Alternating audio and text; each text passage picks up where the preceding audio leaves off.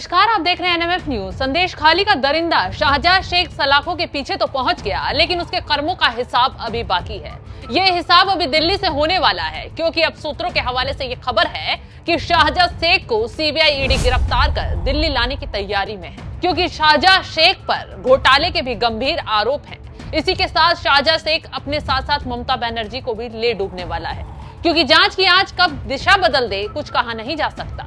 ममता बनर्जी को वो दिन भी याद होगा जब धनकुबेर पार्थ चटर्जी को नोटों के बंडल मिलने के बाद गिरफ्तार किया गया था, तो जांच की आंच दीदी के घर यानी उनके भतीजे तक पहुंच गई थी, जिसमें ईडी अभी भी जांच कर रही है। अब संदेश खाली का शाहजहां शेख भी उसका करीबी है, तो ऐसे में अगर ईडी वाले केस में छानबीन शुरू होती है तो ममता का सारा चुनावी खेल अपने आप बिगड़ जाएगा। तो कैसे शाहजहां शेख ममता की कुर्सी के लिए घातक बन गया, चलिए पॉइंट वाइज समझाते हैं।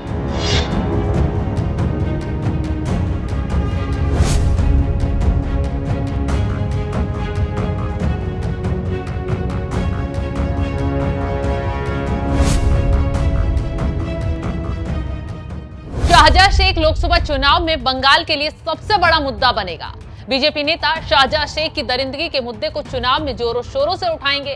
बीजेपी ममता सरकार को मुस्लिम तुष्टीकरण के आधार पर घेरने की कोशिश करेगी। विशेषकर मुस्लिम बहुल्य इलाकों में हिंदू मतदाताओं के बीच संवेदनशील मुद्दा बन सकता है। इस मुद्दे का ममता को नुकसान और बीजेपी को लाभ मिल सकता है।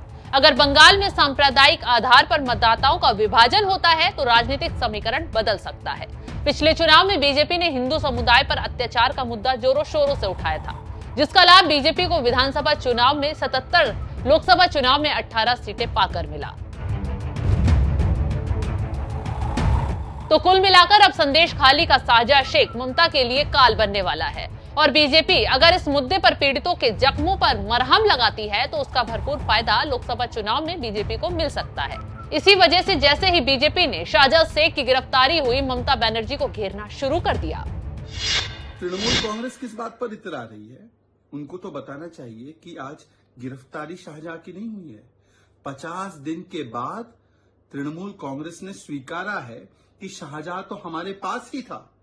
दरअसल पिछले 50 दिन से जब भारतीय जनता पार्टी ने संदेश खाली की महिलाओं की आवाज बनने का काम किया और जब कोर्ट को बार बार फटकार लगानी पड़ी, तब जाकर तृणमूल कांग्रेस ने आज शाहजहां को गिरफ्तार दिखाया है।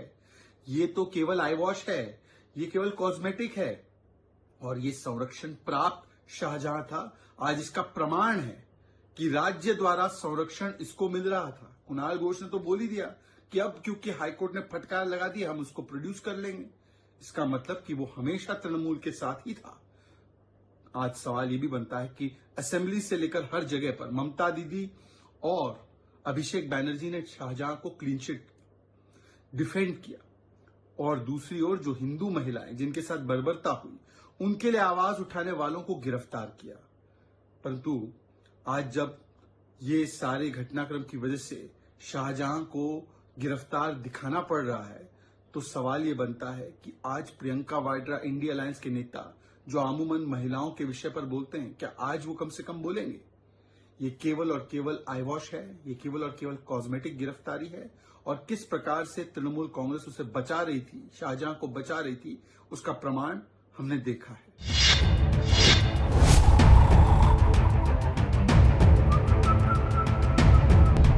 शाहजहां शेख ममता बनर्जी की शरण में छुपा हुआ था, उसकी गिरफ्तारी दिखावा है। ये तमाम आरोप अब ममता बनर्जी पर बीजेपी की तरफ से लग रहे हैं। खैर, लगने भी लाजमी हैं। क्यों? क्योंकि 55 दिन तक घिनौने आरोपों में शाहजहां शेख फरार रहा। ईडी ने गंभीर आरोप लगाए, लेकिन ममता बनर्जी ने ना तो शाहजहां शेख को पार्टी से निकाला और ना ही उनके खिलाफ कोई ठोस एक्शन लिया। अब जब चारों तरफ से थूथू हुई, महिलाओं ने ममता के खिलाफ हल्ला बोल दिया, तो दीदी ने शाहजहां शेख को तुरंत 6 साल के लिए पार्टी से निकाल फेंका। ये दिखावे की कार्रवाई नहीं तो क्या है? ममता बनर्जी ने ये ठीक वैसे ही किया है जैसे धनकुबेर पार्थ चटर्जी के केस में किया था, लेकिन अब शाहजहां शेख ममता बनर्जी को ले डूबने वाला है। लेकिन ऐसे में एक सवाल ये भी उठ रहा है कि शाहजहां शेख ममता बनर्जी के करीबी है। गिरफ्तार किसने किया? ममता की पुलिस ने। न्यायिक हिरासत में किसकी है? ममता की, बंगाल की पुलिस की।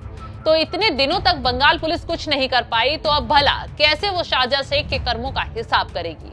तमाम सवालों और आरोपों में ममता बनर्जी फंस चुकी है, लेकिन अब कहा जा रहा है कि ईडी जल्द शाहजहां शेख को घसीटकर दिल्ली लेकर आएगी और यहां उसका हिसाब किताब किया जाएगा।